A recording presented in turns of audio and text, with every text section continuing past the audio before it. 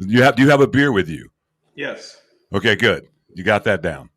You can say whatever you want to say. It's not really. This is not a family oriented show.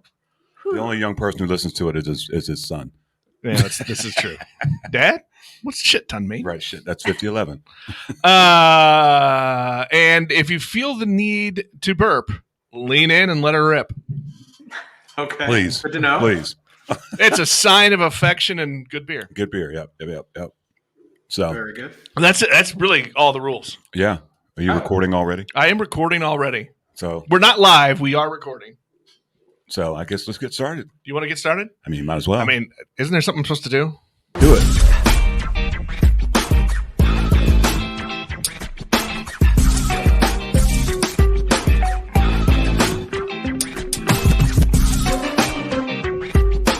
Beers with Nigel is poured for you by Dire Oil Graphics, promotional products and design. They cover your brand bumper to bumper with graphic design, promo products, and print. See what Dire Oil Graphics can build for you at direoil.com. That's DYEROIL.com. Smooth jazz. Smooth jazz. Number two. Jonathan. Shout out to Jonathan for that open. Welcome to Beers with Nigel. I'm Nigel. I'm that other guy. It's a beer. It's a show about beer. I'm Beer Nick. Yeah, Beer Nick. A show about beer and other stuff or things, depending on who you talk to. We've got some guests all the way from Eureka Springs, Arkansas. Dave and Wendy Hartmann. Welcome to the show, guys. Thanks. Welcome. Good to be here. They are the co-owners, brewers, all things Gotahold Brewing. And if you need a clue, if you're watching the video, it says he's the brewer. It's on his shirt. Right on his shirt. How are you guys doing? Great. We're great. Yeah. Thanks for coming on. I'm impressed by the microphone setup. That's very professional. That's more professional than us. Well, look, that's not hard. Well, that's certainly not hard. Again, they're from. When you've got such a low technology with everything else, we needed this kind of mic. just to make it look fabulous. Exactly. Are you in the brewery right now? We're in the tap room. Nice. That's a beautiful tap room, by the way. But we'll get into that. First of all, we have one of our listeners. We gotta tell him what we drink, or he gets really. Junior. Shout out to Junior. What are you guys drinking over there? I have a Funky Soul Farmhouse Saison. Look at that funky, Nice. that great glass. That great That's glass. Beautiful. Like you think it's fancy wine, but it's not. I have the same thing, but in a more pedestrian glass that's harder for me to break. Well, I mean that is fair. That is fair. So, what's the story? Let's start with this, because since I met you guys and I came down there, everybody that asked me about when I say Gotahold, I have to repeat it to them. Say it slowly. Gotahold Brewing. What's the name? Give me the story on the name. I've been wondering about it since I left. Okay, so I have a rule of threes. And the third time I heard this expression, we've been looking for a brewery name, and I couldn't find one with about, 7,000 breweries in the United States. Mm-hmm. And so he had gone back to Vermont to close on our house, and I went out for a beer. And some friends introduced me to their friends who had recently moved here. And they asked, well, what brought you here? And I said, we're opening a brewery. I said, what brought you here? And they said, this place just got a hold of us. It's really about Eureka Springs. And for us, that is true about the place. But there's another layer to this story. Okay. And it's that his beer got a hold of me. Oh. I didn't know when I met him that he was the brewmaster of my favorite brewery. So really? Yeah. Oh, it's a brewery love story. It's Love Brew. That's awesome. Tell me there's going to be a Love Brew name, like at some point. Like Love Child? Okay, yes, there is going to be a Love Brew name at some point. I like to follow directions. Well, we haven't had that yet, but that makes for good husbandry. By the way, just following directions. That's right. By the way, we didn't shout out to Junior. Junior, we're drinking Sock Hop. It's a vanilla cream ale from Transparent Brewing in Grandview, Missouri. So, Junior, you can get that one. Maybe you went over there today. Really good. Yeah, it's really good. So you guys are not from Eureka Springs? We are not. I grew up in Oklahoma. I grew up in New York, just outside the city. So we are, we are folks who relocated here just to do this project. Seriously, Yeah, that's amazing. Yeah. So how did you stumble into Eureka Springs? A crazy best friend from Oklahoma who has a house here kept saying, you need to visit. It's totally you. You are going to fall in love with it. And it was the one time he was right. Yeah, That's it, friend. You got it. He's won. Very, very cool little town. Yeah. Just totally checked all of our boxes in terms of types of places that we wanted to live. And at the time, there's no brewery here. It's a great place for a brewery like we wanted to do. It's just, we get a lot of people that come through. It's a nice town to visit, and we get a lot of people from KC where I know you guys are. I mean, even when I was there, I mean, half the people were from KC, and of course, there's always somebody that I show up at breweries, and people are like, "There's Nigel," and of course, I'm there at your brewery, and somebody knew me from KC. I was like, "Really?" Awesome. By the way, plus 25 points for that humble brag there. I wasn't a humble brag. That's the truth, man. It happens. It happens in So here's a weird coincidence. So I overheard somebody talking to Nigel in the beer garden, and he was talking about being on a TV station that I grew up watching, and we got to talking, and we grew up in neighboring towns. That's right. I forgot about that. Right. Where Here our in Oklahoma. schools are arch rivals. She went to Midwest City. I went to Del City. Ah. I forgot about that. Small world. How crazy is that? One of my buddies played football at Midwest City. Really? It's There we go. Last name Gundy. No. The 1 year I did play football in ninth grade because I went to Delcrest, and Mike Gundy was at whatever it was, Monroney or one of those schools. I played against him, and I got to tackle him. So he probably doesn't remember that, but. So how did you guys meet? What's the story between Dave and Wendy? What's that story? Well, my best friend, a different best friend, introduced us, and her partner was his boss. Aha. Where was this? This is in Vermont. I was running a brewery called Long Trail in Vermont. Okay.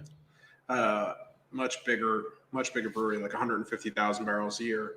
Wow. And my boss was the production manager, and his wife now was Wendy's best friend, and all growing up, right, when you were little.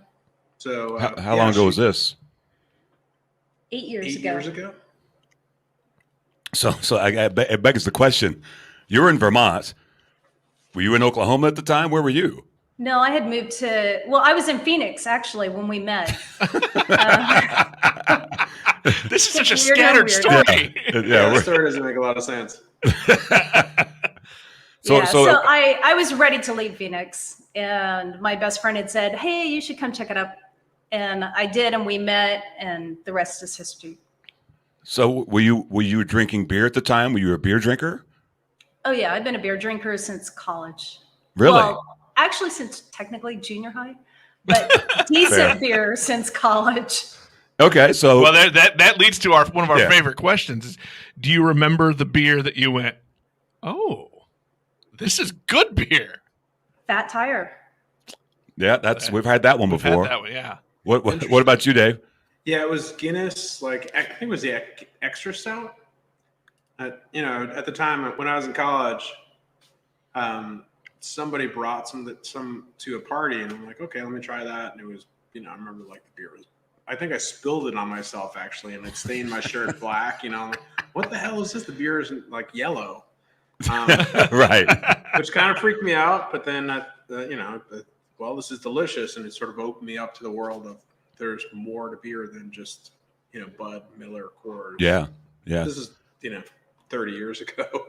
Yeah, it's a true love story when you meet a woman that loves beer as much as I mean, it doesn't happen very often because I think it's beautiful.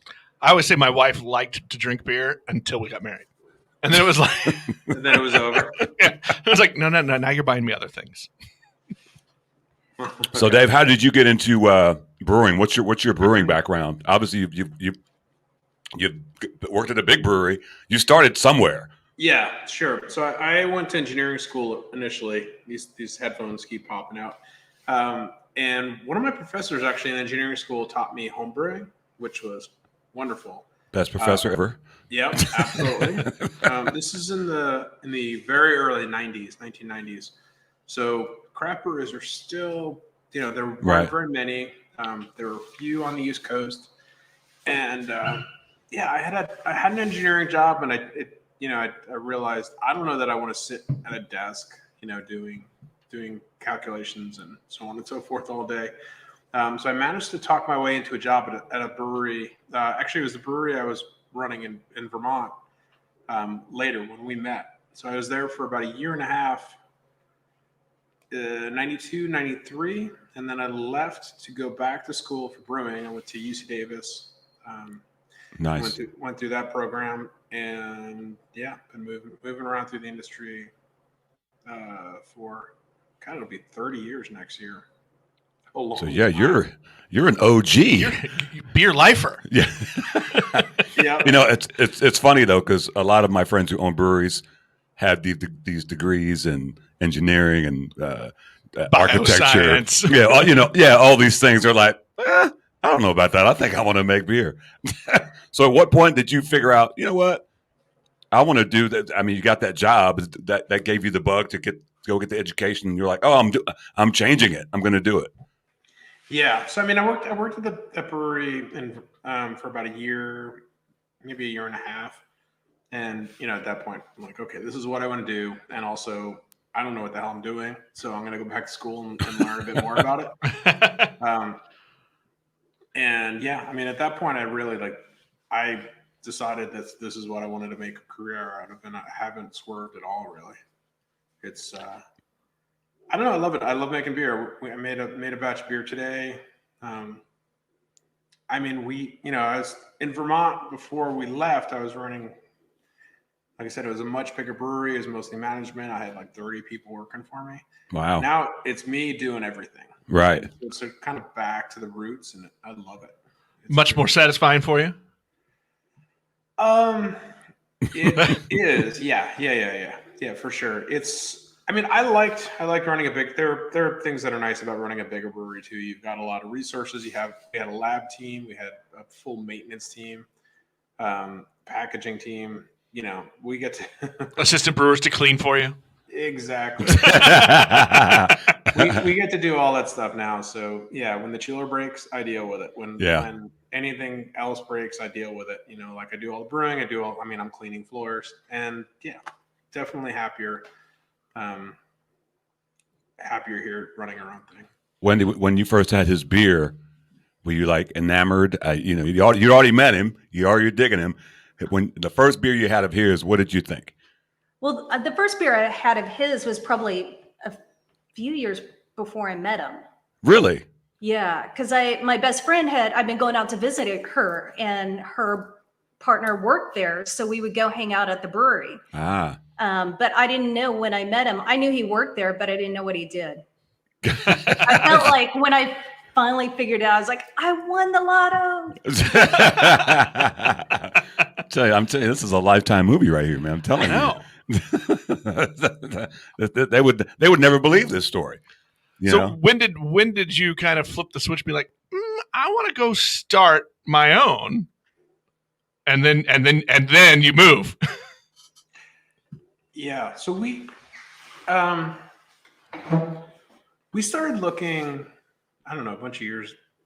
Probably a couple years before we left Vermont. The real thing, so back, I don't know, 25 years ago, or even 10, maybe 15 years ago, if you were running a brewery, we had to run through the 3-tier system. So you had to sell all your beer to a wholesaler, and then they sold it to bars and whatever. And that started to change, 10, 15 years ago, which really made the taproom model much more interesting, possible. And we saw these places popping up and doing really well. And it looked, kind of like you could be smaller, the size that we are, and actually make some money, Right. and have some more fun. And I think everything about the taproom model I like better. I mean, everybody that comes to our brewery gets to meet one of us, gets to try the beers and have them described by people who are very, very knowledgeable about them. The beers are super fresh because they were made here on site, and we're providing a really cool environment to drink them in. Right. Not that bar like beer bars. I mean, we sell our beer to some other bars now, and like we love those places too. But I like everything about this model, about people coming here and actually discovering the beers at the source is so much cooler than kind of any other experience you could possibly have. So, I'll go to the store and buy beer, but I'd much rather go to a tap room because each one has its own little vibe, its own unique thing. Mm-hmm. I might go to one tap room and it might be a Pilsner and might be another Pilsner in another tap room. It's not the same beer and it's not the same vibe. That's what I loved about when I went down there. I was blown away. I was blown away because I mean the vibe you guys have is just it was ridiculous. And you guys were just so awesome, so friendly. They had somebody go pick up barbecue. The barbecue was really good.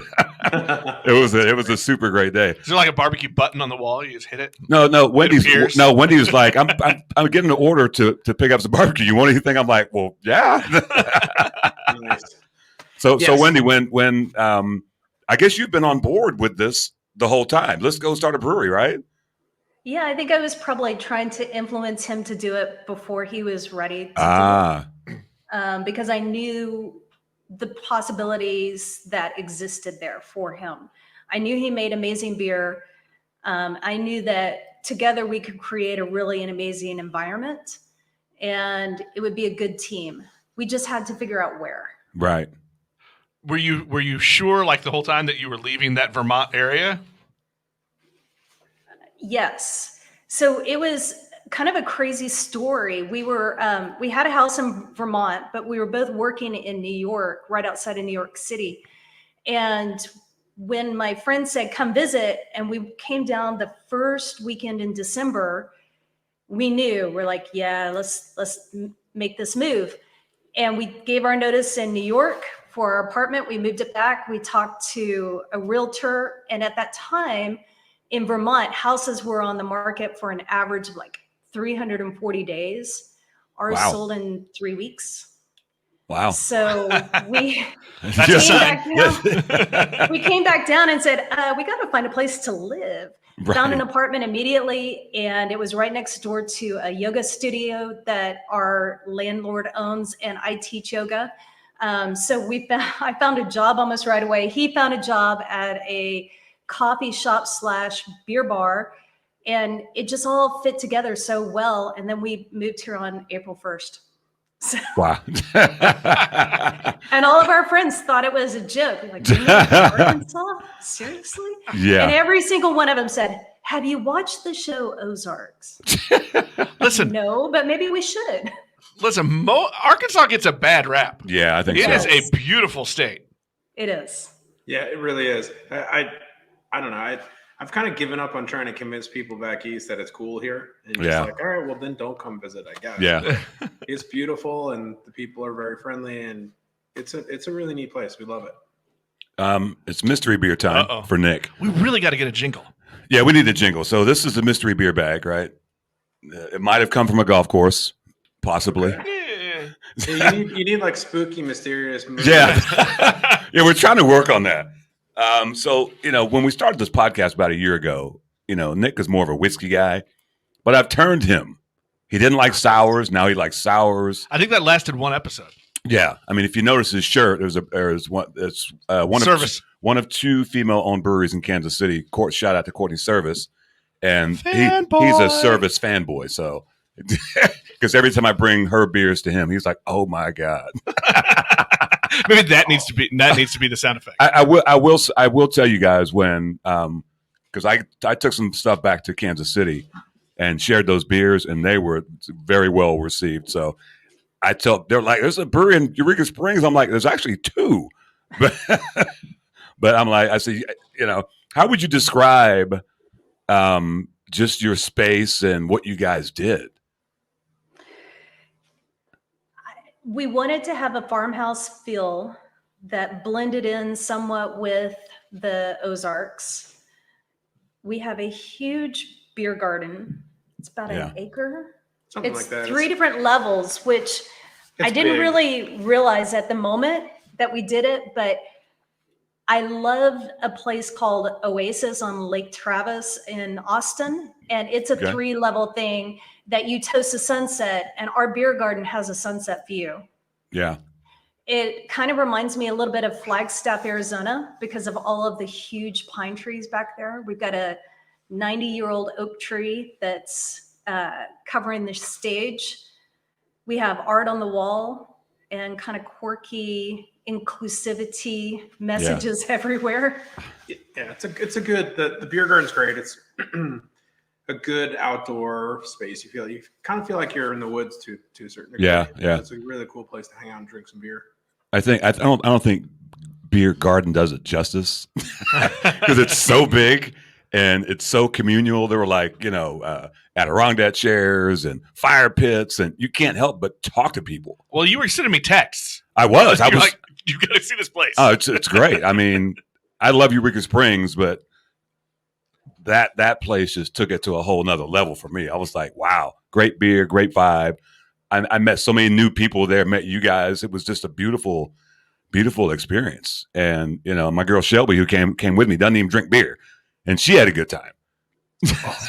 So, I mean, to me, that's, I can take some of the uninitiated to a place like that, and they're like, there's something for them. You know what I'm saying? That's what I love. That's what I loved about it. We wanted to do something that happened to us at the place where he worked his first job here, is that you walked into this place and you walked out with friends. Yeah. And we wanted to have that same kind of environment.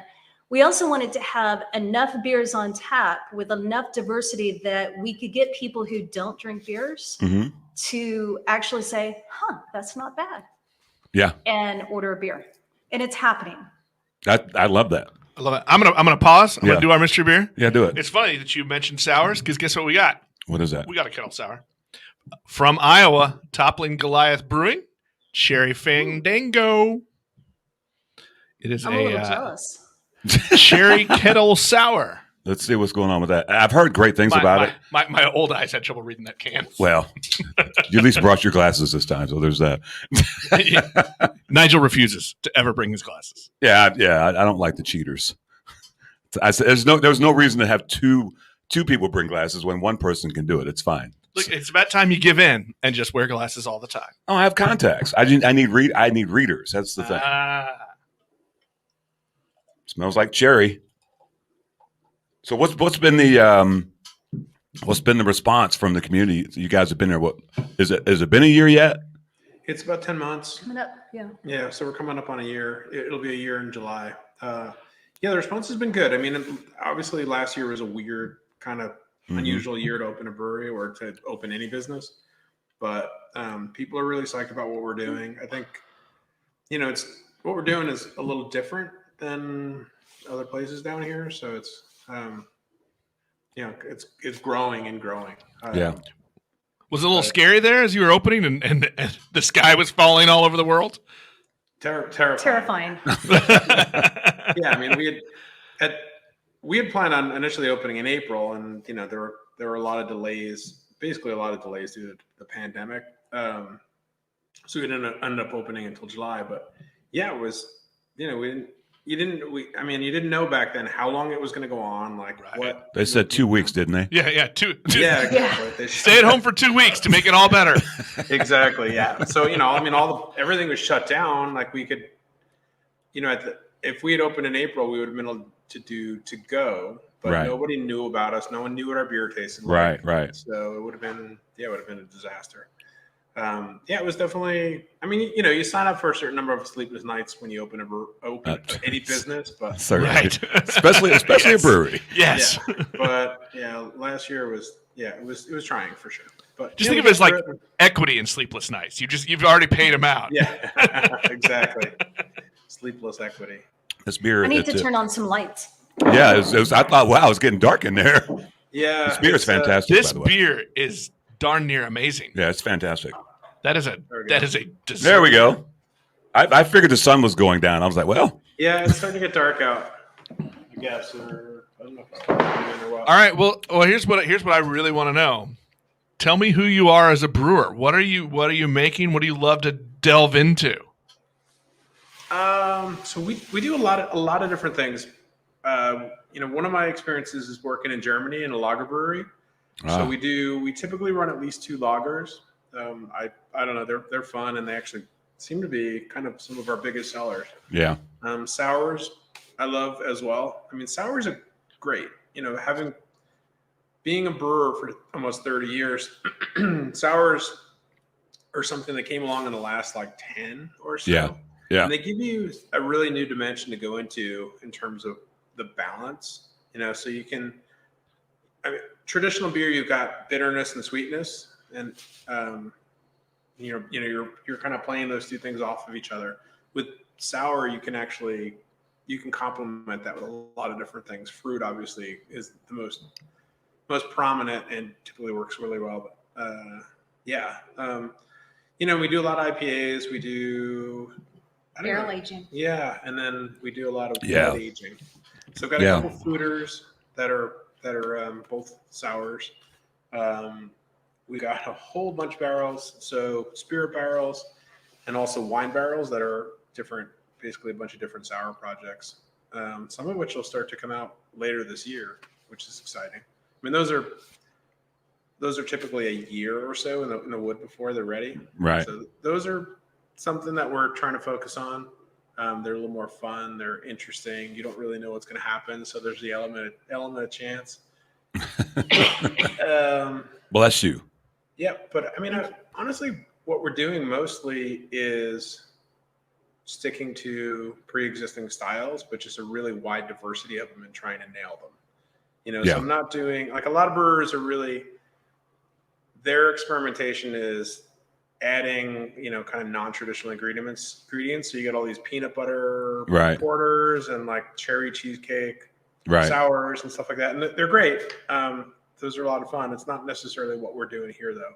We're doing, I've got fooders that are golden sour. So they're Brett and lacto and they're aging for a year, and they're going to be amazing when they're done. Those sounds. I kind of want to book the trip. Yeah, definitely. So we're the first of the sour releases I think will be for our anniversary in July. So okay, where we're going, right? Yeah. We got Last weekend in June. Yeah. Okay, so we're since the pandemic's kind of waning, our original plan was to have people come into the studio, and we did it maybe twice before we couldn't do it. Yeah, I think. But now we're 2 or 3. We're venturing out, and we're going to breweries, to the chat rooms, and doing live podcasts just to get it different, because it's a different feel than us doing this, right? So we've had enough of the video calls. I mean, as has most of the world. I mean, it's been in a way it's been good because we've been able to get some people from. I mean, obviously you're in Arkansas, England, Pennsylvania, Chicago, England, Los Angeles. So in that regard, I think that's here to stay, because then we can talk to way more beer people in different parts of the world. So, but we definitely want to go to places. Look, we want to go where the beer is. Exactly. I mean, let's just be honest. Exactly.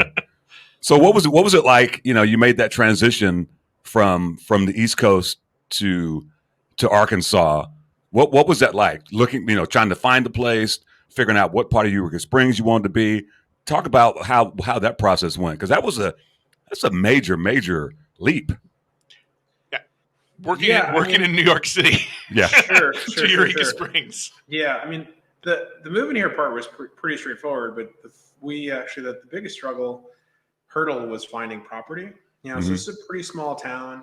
There's a limit. I mean, the classic thing to do if you're opening a brewery is you find a warehouse space, you get the brewery in there, and then you kind of make a tap room space. And that really was not something that was going to work here. I mean, there's some really cool old buildings downtown, but they're very expensive, and historic. Historic, so you Right. can't, they're not amenable to like getting deliveries of malt and pallets and stuff like that. So so we struggled with that for a while. I mean, we made a couple offers on different buildings before we secured this one. And once that was done, construction and all that kind of stuff. But it really, I think we probably spent a year in looking. Easily.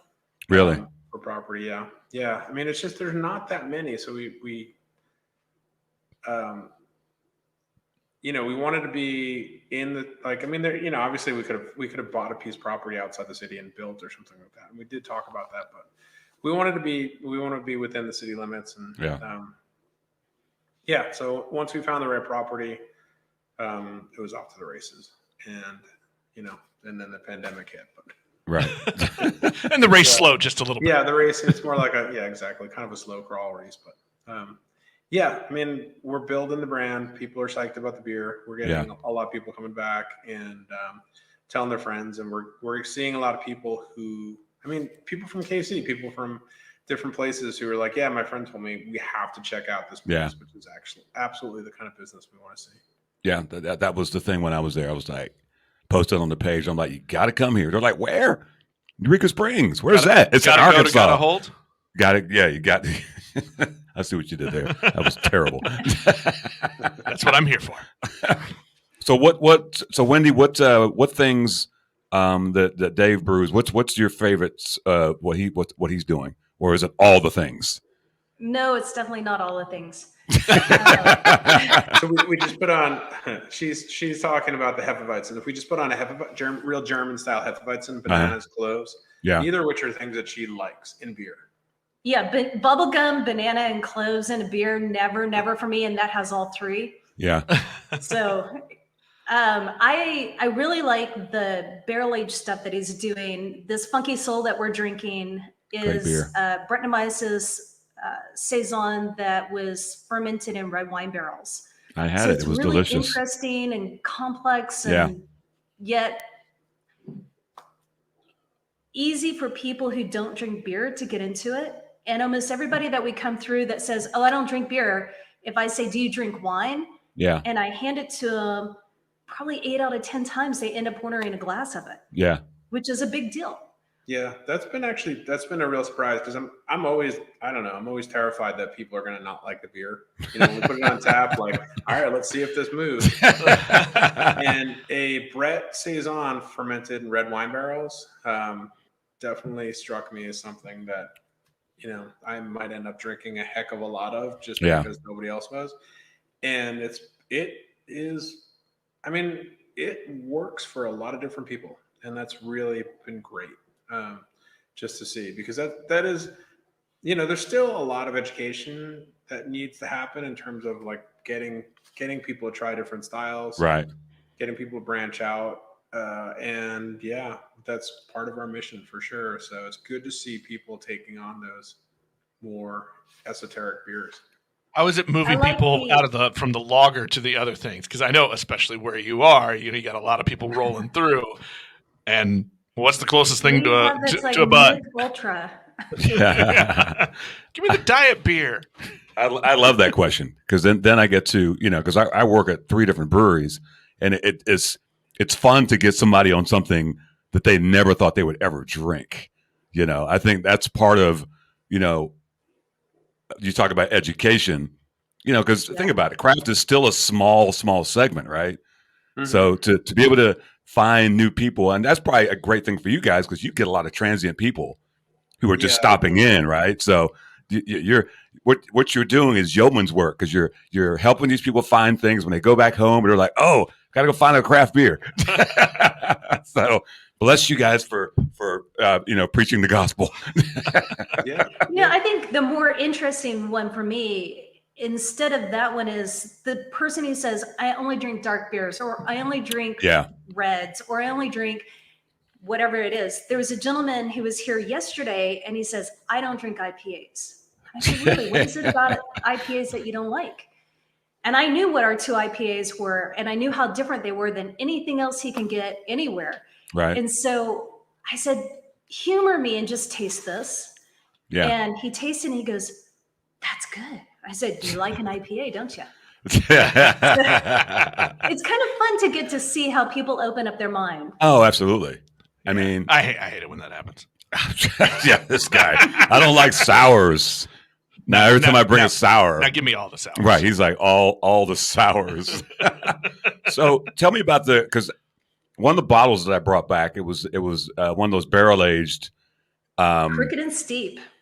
Yes. Oh my! And I literally held on to that because it's been several months since I've been there, and I might have cracked it open maybe 2 or 3 weeks ago for some people. And of course, I have to tell them about Eureka Springs and there's a brewery because nobody understands where's that. But that beer, oh my gosh, it was phenomenal. It was lovely beer. Excellent. What else do you have in these barrels? Because I love all beer, but I'm really a stout guy at heart. I really am. And that thing was just stupendous. Yeah, I just put some more imperial stout into rye barrels, and we'll release that this fall. There's some more barley wine. There's actually a couple of different stouts aging in there. There's a wee heavy Scottish ale that we're aging in rum barrels. Oh, so there's a bunch of stuff that we're. Yeah, you had me at rum. Yeah. I love a rum. I love a rum got barrel. A little sampling of that recently, and even our friend who's really not a beer drinker said, "Oh, I could drink this." But it is really damn smooth. It's dangerously smooth. So it has earned a Crooked and Steep label for sure. Oh, is that right? So Crooked and Steep, as you're coming into Eureka Springs, there's all of these road signs that say Crooked and Steep, next however many miles, drive with care. We've never seen Crooked and Steep. Yes, right. What does that mean? Yeah. It's only yeah. Well, yeah, because it's harrowing to drive it.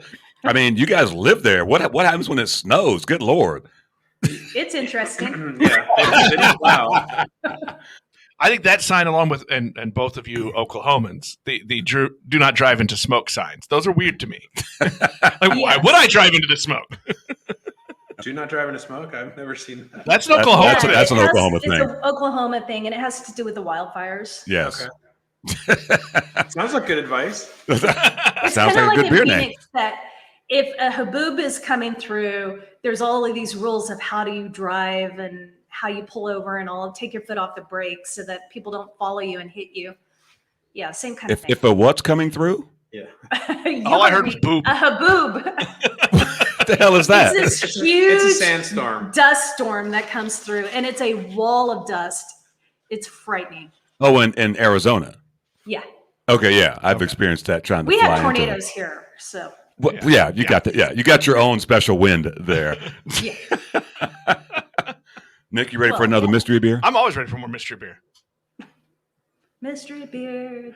Just say we've got a jingle. Good thing we're recording. We'll get that. Yeah, we'll take that snippet out and make you famous. Wendy's jingles. And then Doc Holliday, I'll make you famous. What we got? What do we got? We got Southern Tier Brewing, the Blackwater Series Nitro Coconut Truffle. It's an Imperial Milk Stout. Where's this from? I think they're out of New York. They're up in New York. Yeah, they're like way western New York. Yeah. Ale with sea salt, dark chocolate, natural chocolate, and coconut flavors. Okay, I saw that at the store. I was like, "That's right up Nick's alley." Well, I'm not shopping for beer for this guy. You know what I'm saying? It's for his mystery beers. That's why it's the greatest show ever. It's like I have a personal shop. I'm like, when do I get my mystery beers? Somebody did have a good idea though. I brought you in bourbon one episode. Well, that was a bad idea. We did a whole episode of bourbon and beer. Yeah, some friends of ours in Chicago. One has a beer podcast, one has a bourbon podcast, and so we did a bourbon beer podcast. Not a great idea. It was a great idea. Thankfully, we both live in walking distance of here, so yeah, we don't drive home. it works out well. So, do you guys have styles that you kind of gravitate to when you're drinking beer, or what do you think?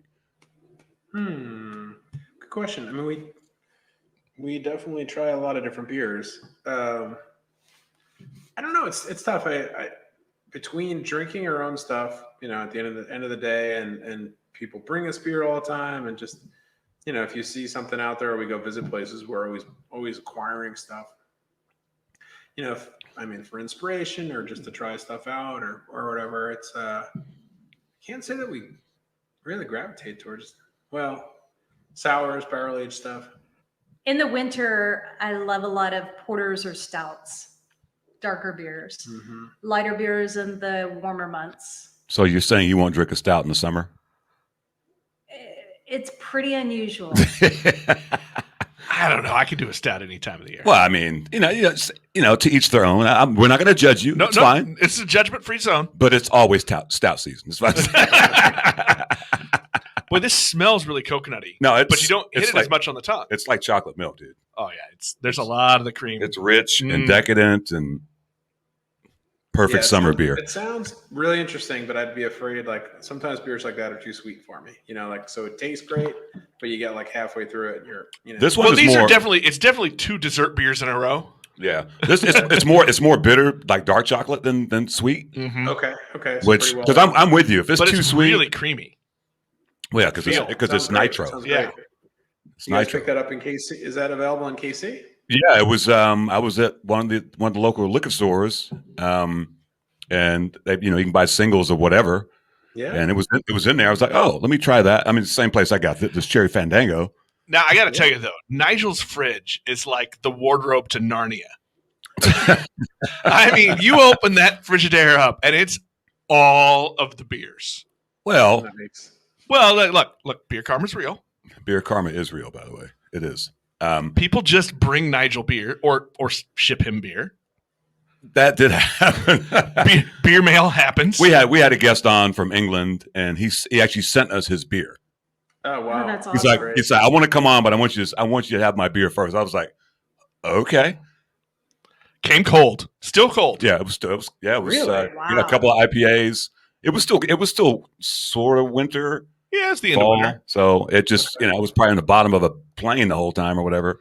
But no, it showed up. He did a nice packaging job.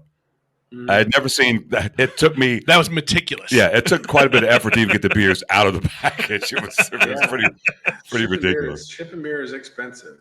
It can be. That was Rock Leopard Brewing. Yeah, Rock Leopard out of London. Yep. So nobody's ever heard of them. Cheers! When we get to travel again, we're going there. Yeah. There you go.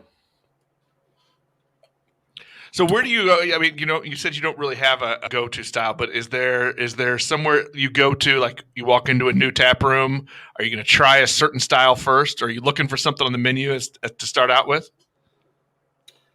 To test them? I think it kind of depends on the brewery. It depends on the weather. It depends on the mood, like what we've eaten or if we're going to eat. But oftentimes, like Dave said, sours tend to be really interesting, but I'm pretty judgmental on those. So if it's a kettle sour, my stomach can't take it too much. I'm always interested in different IPAs. I'm starting to get into more of the lagers because of Dave. And always a good stout is interesting. Yeah. Yeah, I mean, I guess it just, I don't know. I can't say that there's any rule. Like we go into a place and it's like, that looks interesting. Like somebody brought us a sour, it was like a sour pickle beer from a brewery in Austin, I think. It was, wow, she's shaking her head. Horrible. I drank horrible it. idea. I drank my whole glass. Yeah, I mean, but it was, I think I put it, went on and tapped and I'm like, well, it's fun. I don't know that I would, order like pickle beer is not fun. Well, Okay, pickle beer. I enjoyed it, but it's pickle beer is what Oklahomans drink pickled juice. And to me, it was like we had a tornado warning last week. I put all of my important stuff in the basement and ran right upstairs to look and see where the tornado is. These are Oklahoma things that you do. Drinking pickle beer is an Oklahoma thing, but nobody else should do it. Well, look, okay, I'm gonna, so look, I have spent a lot of time in Northwest Arkansas, Southwest Missouri, Northeast Oklahoma. Here we go. Based on where you are, have you yet had the people come in and ask for the red beer? Yes, all the time. Really? How weirded out were you the first time? Well, you're from Oklahoma, so you probably heard of it, but Yeah, I mean, I've heard of it, but I have to laugh because we hear people come in and say, I like blondes. And after I've heard this a couple of times, I'm like, I'm kind of partial to redheads. And it takes them a second. I don't have any blonde beard. That's a hair color. But There you go. I'm not winning any salesman awards here.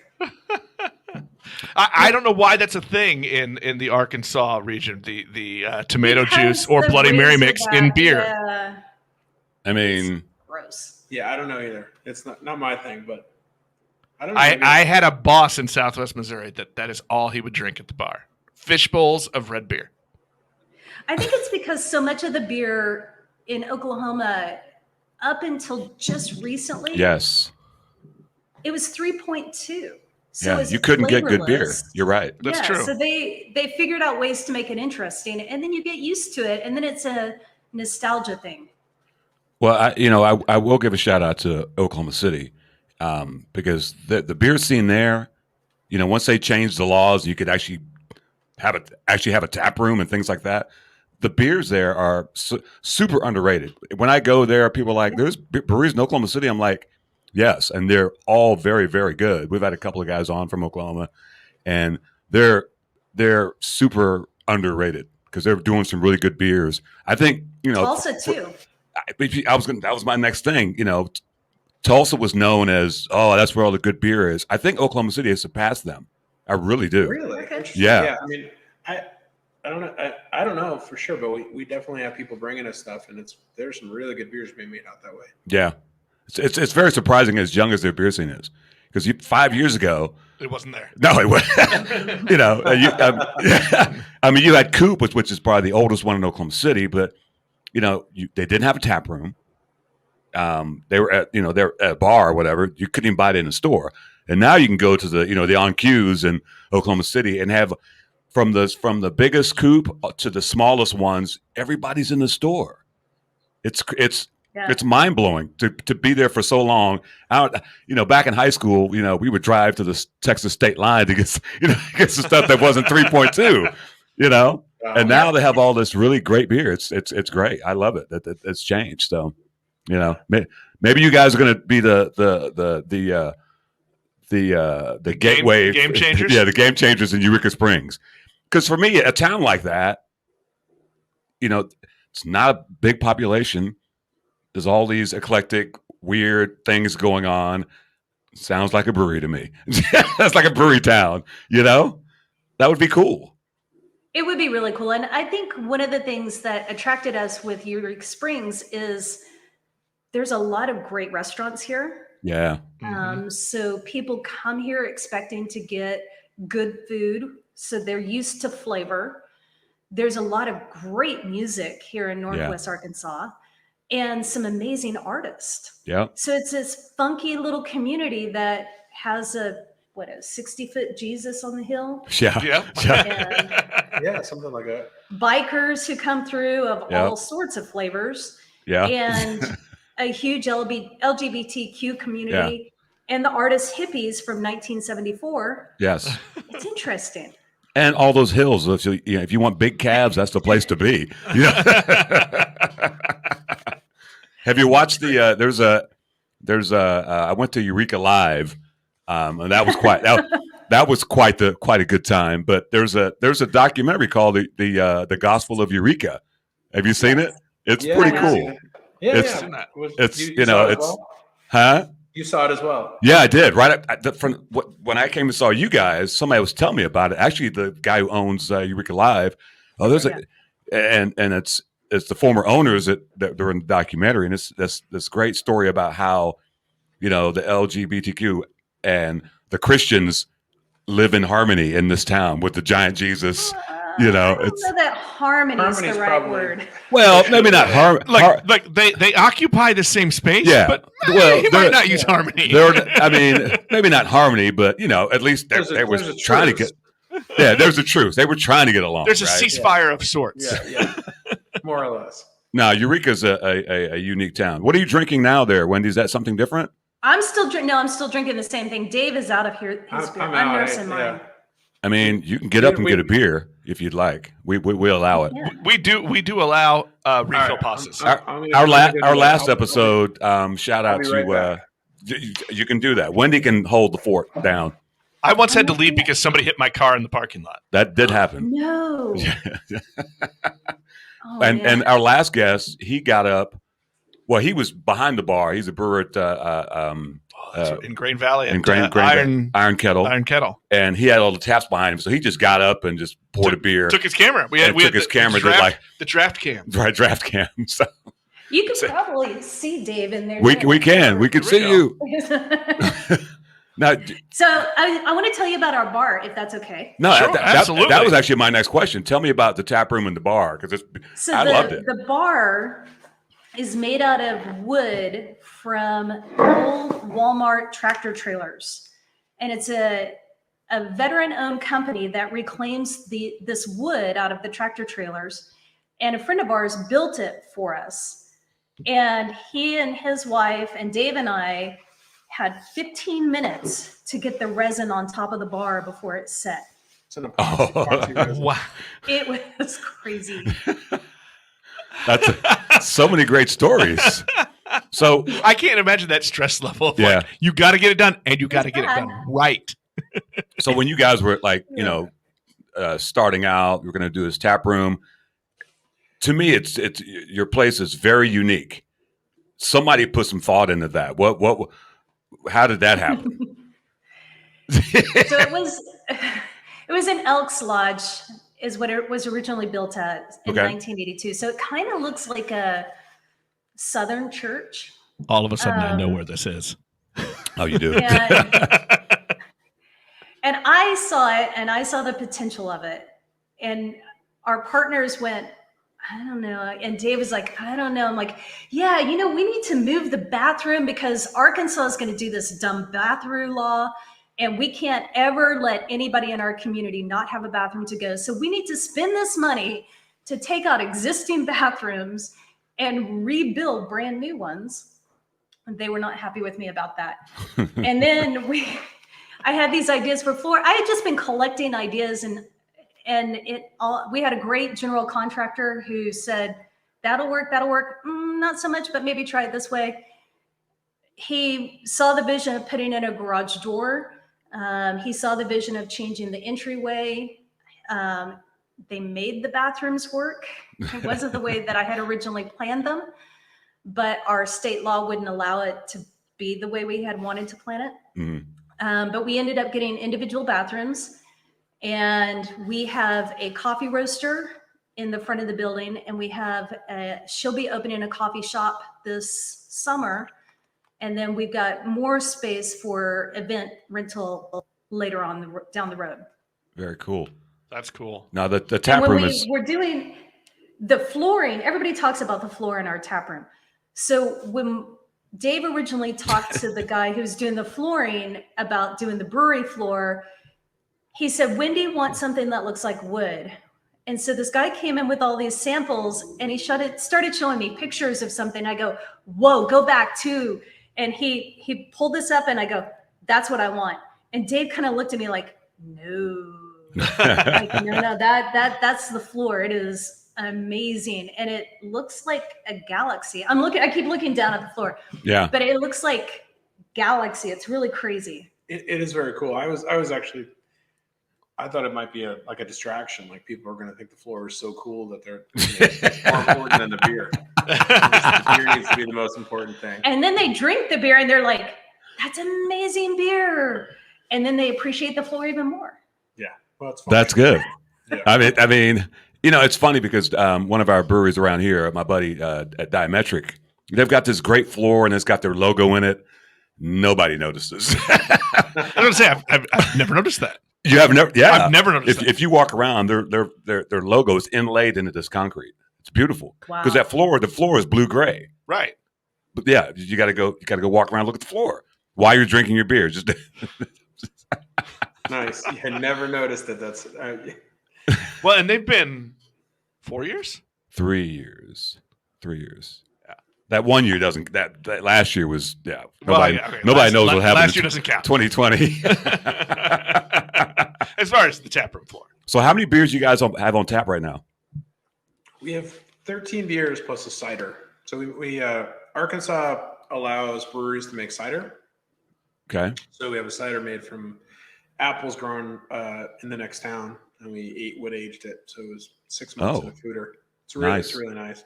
But yeah, we have 13 beers on tap, I think, right now. Just wide variety from kind of lighter colored lager, German lager, to an imperial stout. Yeah, I was impressed. You guys just had ran the gamut on all the styles. I was like, yep. Thankfully, I was staying down the street when I came to town. It's I was at the Wanderoo Lodge, so nice. I was good. Yeah, I mean, a lot of people, I don't know. I guess a lot of breweries end up specializing in one. Like they'll do a lot of IPAs, or they'll specialize in one style or another. I just like a lot of different kinds of beers. Yeah, same here. I don't necessarily know what I want to drink on any one particular day, so having a lot of different things as options just makes sense to me. Does that make it harder when you're trying to schedule your brews? What am I going to make? Yeah, I mean, yeah, totally. So, pretty much every beer has a different yeast, so yeah, I mean, I don't know how quickly things are going to sell. The lagers take 6 weeks, the ales take 2 weeks. So planning on the lagers is definitely longer term. I mean, in the barrels, all the barrel stuff is obviously it's got its own agenda. Like it's ready when it's ready. So knowing what's going to be available when is definitely, there's there's a lot of guesswork and just sort of figuring it out as you go along. But yeah, having to constantly be growing different yeasts for different beers and stocking a lot of different kinds of hops and malts, whatever, can be pretty challenging. But yeah, that's whatever. You do what you got to do to make the beers you want to make, right? That is true. What has been, do you think, your best mover? Good question. I mean, we do pretty much almost always have a hazy IPA. Those are really easy to sell. A lot of people come in and just order whatever the hazy is. We sell a lot of lager, actually. Surprising amount of Mexican lager. Buddha. Yeah. Actually, probably the thing that moved the fastest was the Oktoberfest when we had that on. That went super, super fast. I mean, we generally have a couple sours, and they'll move more quickly in the summer than they will in the winter. We did a very, very, very small batch of a Nitro stout, and it went really fast. Mm-hmm. Yeah, Nitro stouts those are gateways as well. You put something on Nitro, it just you could put anything on Nitro, be like, oh, it's not bitter, it's not this, it's not that, it's so smooth, it's so creamy. Gotcha. So what's your brew day like? I'm sure Wendy's calling the shots, right, on the brew days. She's saying no. She's like, I'm not participating in that.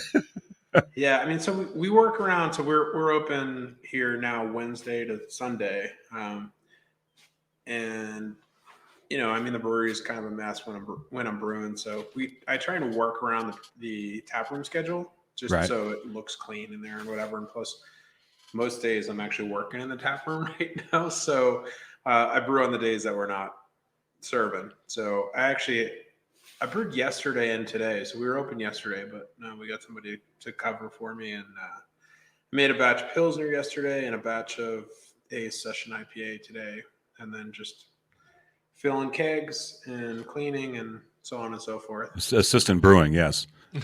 Yes, exactly. We're getting ready. How big's your system? It's 7 barrel. That's good size, to start with. Because I know a lot of my friends who have breweries here in the Kansas City area, start out with 3, and they're popular, and they're brewing all the time, because they can't keep up. So at least with a 7, you have at least some capacity, Yeah, I mean, we're selling about a batch a week right now at the rate we're going. So I'm trying to actually brew a couple batches every other week. sometimes 3 every other week, something Right. like that. Just to kind of group them together. Yeah, I don't know.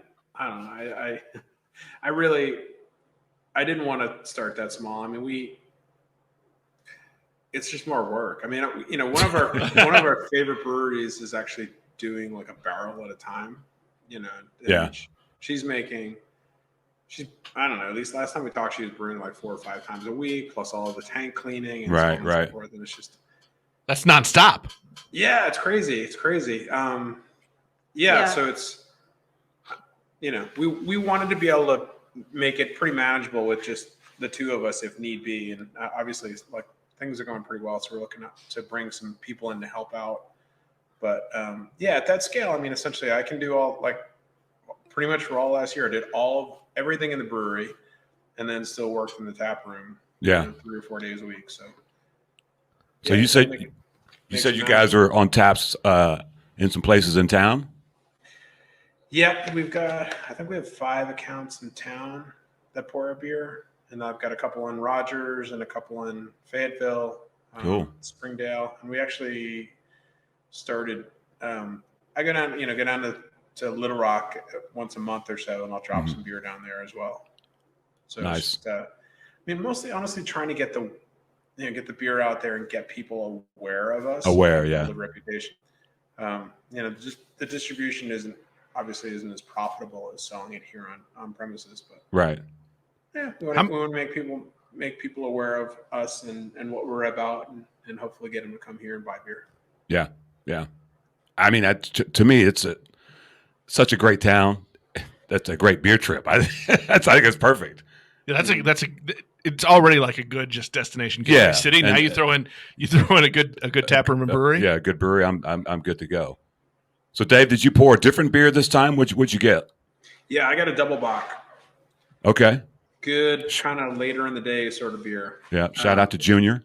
Junior. So we're going to send Junior and his wife Stacy down to see you guys because they love their beer. And I keep telling him about your brewery. And so I'm going to tell him that Stacy and Junior, go to Gotahold Brewing. Gotta go. Yes, Gotta please. Yeah. And guys, Well- let us know when you're going to be here so we can roll out the red carpet for you. No. Trust me. As soon as I get into town, I'm coming there. So I got to tell you, I got to give a shout out. At the start of our driveway is Petals and Pints Cottage, and you can find it on Airbnb. It's a 2-bedroom, 1-bath cottage that's associated with our building. Really? Yeah. So you can stumble to Done. Yeah, it's literally right in front of the brewery. That's awesome. I'm there. All right, Nick. Mystery beer number 3. Number 3. What do we got? Oh. Hit me. I'm a little excited about this. The thing about the mystery beers, But I like to give a little. we're going to pour a little bit, and we have to drink them when we get done. It's like Although I did not compensate for the larger glass you brought today. well, I couldn't find the smaller glasses, so I had to go with what I think they were dirty. So just glasses, Fish Boy from Against the Grain. Where are they out of? It's a strawberry rhubarb ale. Oh, you know what? I haven't been doing. There's gonna be some people disappointed. What's that? I haven't been doing the ABVs. Oh, you have not. What's No, the this ABV one's a on that? 3.2, 3.2. which is look, you're kind of ruining your trend from the last 4 episodes. Where is this out of? Somewhere. Louisville, Kentucky. And surprisingly, I bought that here in Kansas City. So weird. Well, 3.2. That is not a Louisville Slugger. No, it's not. Oh, you're having issues right there, buddy. Oh, that's a bad snap. We didn't bring paper towels this time. No, we did not. So, what are you guys? You're almost a year in. What are you going to do for your anniversary? You're going to have some special beers, because what we need to do, we need to let people know, and the people who have not from this area have been down there. We'll bring just a busload from the Kansas City area. What's going to happen for the anniversary? special beer. Yeah. We've got 2 bands that will be playing. We've not said who they are yet, but we are very excited about both of them. One of them is the only one that Dave has been asking for since we've started that I just could not get booked because of COVID. Right. finally said yes and agreed since Dave was asking. So I'm pretty excited about that. But yeah, that's the start of it. We're still kind of scheming around some things and planning. I think, it's interesting because it's always a day-to-day. Dave often will tell people, I brew the beer and he does distribution and sales, and Wendy does everything else. And that's partially true. But there's always so much going on that it's hard to really sit down and do a lot of that planning, but I know we've got to do it pretty quickly because it's already May. Yeah. So we'll definitely be doing somewhat of a party with a couple awesome bands, and we're going to release a couple of the first of our food or aged beers will be available. Nice. For the anniversary. Yeah, it's exciting. So I mean, because they're typically about a year, and I've been tasting. I went and tasted the first one we put into a fooder, and it's delicious. It's getting there. It's getting close. So we'll have that for the first year, which is great because that's those are the beers probably I'm most excited about. And all right, help me out. I'm the beer newbie. I don't know what you're talking about. He doesn't know what a fooder is. Oh, okay. Okay, sorry about that. All right, so no, that's fine. But I think that's part I guess I should explain it to him because I know that's part of why we're doing this too. Is we want to bring people along. Sure. Yeah, I mean, we age beer in wood and a couple different things. Most of it's barrels. So there's wine barrels and there's bourbon barrels, and other spirit barrels. And then fooders are essentially like a big barrel. So I have a couple fooders that are 7 barrels. They so they hold about 220 gallons, and they're like a big wine barrel. Kind of. They're a wooden tank. And what you get when you're fermenting or kind of conducting a long fermentation in there is the yeast and the bacteria can kind of cling to the surface of the wood, and it kind of helps the beer to ferment. You also, because the wood is porous, you get a slow ingress of oxygen, which also helps. So you get this, and you also typically get some wood character into the beer as well. So these kind of long, slow fermentations of these interesting sour beers in wood bring out really, really interesting character. Yeah. But it takes a long time to do. Do you get like that kind of those woody notes that you get sometimes, in spirits? I mean, is that kind of what you're adding? Not so much, some of the spirits you're seeing like coconut and vanilla and stuff like that. You may get a little bit of that, but they're not charred like a spirit barrel is. They're typically toasted. So the two we have are kind of a medium toast, which is pretty typical for a wine barrel. You get kind of the oak character you would see maybe in like a wine that's like a Chardonnay that's oak aged, right? But really, it's mostly they're great vessels for secondary fermentation with these kind of Brettanomyces and lactobacillus organisms that just like I said, they take a long time, but they do some really amazing magic. They do their own thing. They really do. They're on their own timeline, unfortunately, but exactly. It's worth it for sure. Well, I need to try these. Well, you've been to Diametric at the big wooden barrel that they have. That's a fooder. Okay. Yep. So they look. Knowing is half the battle. We're here to educate. The more you know. So, what do you think of this beer? I'm liking this. Yeah. I'm a big rhubarb fan, though. Pretty much anything rhubarb. It's got it. It's there. I can't remember the last time I had a rhubarb. I just had a strawberry rhubarb bread last night. As a child, sidebar. As a child growing up in England, we had this neighbor that grew rhubarb, and we used to sneak and grab it and eat it from just the raw stalks. Wow. Yeah. How is that? Sour. Maybe that's why I like sour beers. I don't know. That might be. Dave, what's that? You kind of talked about what you brewed. You don't really delve into anything crazy, do you? In terms of like ingredients. Oh, sure. I don't know. I mean, we haven't really done that much. I mean, we're planning a collab beer with another brewery. What's the brewery? It's Preston Rose.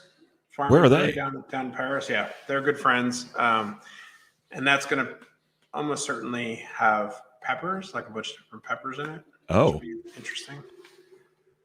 What style of beer? To be determined. Okay. We got one agree. We got peppers. It's going to be peppers. We don't know anything else. Well, they have so they're a legit farm brewery. They grow a lot of peppers.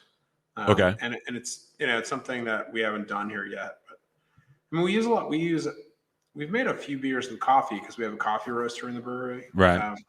Cacao nibs. What else have we put in beer? I mean, we're not, we're using a lot of fruit, obviously, but Gotcha. I don't really consider that to be weird or esoteric. Oh, We played around. We did a collaboration with Natural State Beer Company in Rogers for a Berliner Weiss. They do a lot of traditional German beers, and they wanted to do some kind of sour. So we did this with them as a fundraiser for the Arkansas Brewers Guild. And traditionally with the Berliner Weiss, you either have a raspberry or Woodruff syrup that goes in it. Right. And at the time, we already had an amazing raspberry sour. So I got to be a little bit creative and come up with different kinds of syrups that would go in there. So he's saying no on the beers, but I've gotten absolutely insane on the syrups. So American Solera released a beer maybe a month ago that had butterfly pea flower, which I'd never heard of. And it makes the most amazing color. It's a tea, and it's like this violet blue color. So I had to get that. And since it came in right at the beginning of spring, I harvested red buds, violets, and dandelions from our property and put all of those together for one of the syrups. Wow. We did a hibiscus cherry orange blossom syrup. We've done a rose tulsi and a London fog, so Earl Grey and lavender. We did a Thai spice that had mango, chilies, lemongrass, and ginger. And when we first did it, we did a green one, kind of like the Woodruff, but it was spinach, arugula, lemongrass, ginger, and I don't know, something else. I can't remember now. Green stuff. It was kind of weird. By the way, these are all making me hungry. Yeah. But I'd love to do something with nasturtiums because it has a good peppery flavor to it. Yeah, I don't know what that is. Nasturtiums What is that? are a flower. You'll see them. You see them all the time in the summer. You can eat all of it, from the petals to the stem to the leaves. And inside the flower, there's just this itty bitty, teeny tiny drop of nectar that's really sweet, but everything else is almost like mustard, really, really bite, sharp, peppery taste. Yeah, so look for a mustard tasting beer in the future for us. And I'd also like to harvest the mulberries are going to be coming out here pretty soon. And I remember as a kid growing up in Oklahoma getting in really big trouble because I would climb the mulberry. We had trees, not bushes, and eat these mulberries, but it stains everything. And Mommy not happy. I would love to. No, and Mom was not very domestic to begin with, so that made it even worse. But I would love to do a mulberry sour.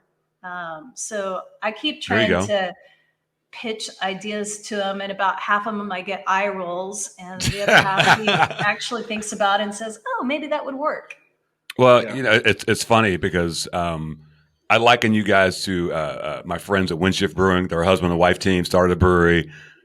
Kind of the same kind of crazy love story that, and it's the same. They do the same thing, but it's normally him going with the crazy ideas. She's like, no. They just picked a bunch of dandelions from the field next door to the brewery, and he's done it before. And he did this, I don't even know what style it was, but it actually worked. She thought he was crazy. No, I can imagine it would be delicious. Yeah, I've got dried chrysanthemums in the back that I want to make a syrup out of, and half of it is just playing with the flavors and saying, well, what do you think about this? Or what do you think about that? And could it balance with this or that? And we did Mexican Buddha. I mentioned it earlier. He made a brown ale with new Java coffee, cinnamon, and chocolate.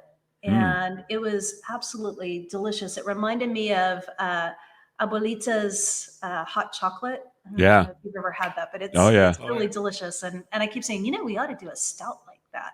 Yes. The idea hasn't caught yet. Well, yeah. The But answer I is think it needs yes. some pepper in it. Sure. I'll vote. No doubt. The thing about doing 7 barrels at a time, though, is it is a little bit of a commitment. So you got to make sure you time these things, and we're not going to do like a big. Well, we're not going to do a lot of a big stout for sure in the middle of the summer. We'll come get it. Need to be able to live in a reasonable amount of time. So, Awesome. Count Nigel for half. Yeah, is what I'm saying. I'll just come get the dang, the kegs, put them in my house. He got a big car. We are starting to do some smaller stuff. Like I've got the pilot brewery that we develop recipes in, and I realized I can do a couple batches in there, and I can make a barrel. Of something kind of fun and different. So as time allows, we'll do some of that kind of stuff. Very cool. Very cool. Hey, we appreciate you guys coming on. Thank you guys. Thank This you was for awesome. having us. Yeah, absolutely. This was great. I've been touting you guys since I left. Awesome. I'm telling everybody to come down and see you guys. Where can people follow you guys, like on social media and that sort of thing? Gotahold Brewing for Instagram and Facebook, and our website is gotahold.beer. All right. I like that. Are you guys on the Twitters? We are. I don't use it very much. In fact, I know you are on the Twitter because I know I added you on the Twitter one time when I had that dang steep and what's it called? Not steep and Crooked and Steep. Crooked and steep. I drank that beer. We're also on Untapped. Yeah, so you can find all of our beers on Yes. And we're pretty active with that. We actually pay attention to what people are saying. Right. We have a lot of jokes about how bad people's math skills are in terms of rating. Yeah. I had to chastise a friend of mine about his rating the other night. It was a beer. There's nothing wrong with the beer. He just didn't like it. Didn't hit his palate. I'm like, well, your rating, This is a pet peeve of yours. It is a pet peeve of mine. And again, David goes back to education. Yeah. Is there something wrong with the beer? He's like, no, you just didn't like it. That doesn't mean you need to give it a 2. That's rude. Yeah. And he was sitting at the brewery that I work at. I was like, no, you need to go change that. but did he change it? Yes. Okay. Yes. Yeah. He just the ones that drive us kind of crazy are like people are like, oh, that's pretty good, and it'll be like 2.5. Like, yeah. You realize that's a 50. Right. 2.5 out of 5 is like half. Yeah. That's like a D. That's like a D in school, isn't it? Exactly. Yeah, exactly. So maybe they just need to change it to letter grades. No. You know what? I could take that. Yeah, maybe. It'd be Because better. it is like I feel like it's pretty influential. Like people will. I know that we go to town and you look on Untapped and like, okay, what breweries are here? And if I don't know or if I haven't heard anything, I'm like more inclined to pick the one that's more highly rated. But unfortunately, I'm more likely just to look at like the styles, like what. And Dave, I was the same way, and I've gotten away from that because of friends like my buddy the other night. I don't want to go off of your stupid judgment. That's like telling me not to watch a particular movie because you didn't like it. Yeah, I'm going to try it and see if I like it. You know what I'm saying? Yeah, sure. No, So that makes more sense. I'm going to get off the damn the soapbox. That's a whole episode unto itself. Nick, where can they find us? You can find us on Apple Podcasts, Google Podcasts, Spotify, or you know what, Nigel? Just about any of your favorite podcast apps. You can watch us on YouTube, on Vimeo. We're on the Facebooks. Yeah. At Beers with Nigel. On Twitter, at Beers with Nigel. And you know what else?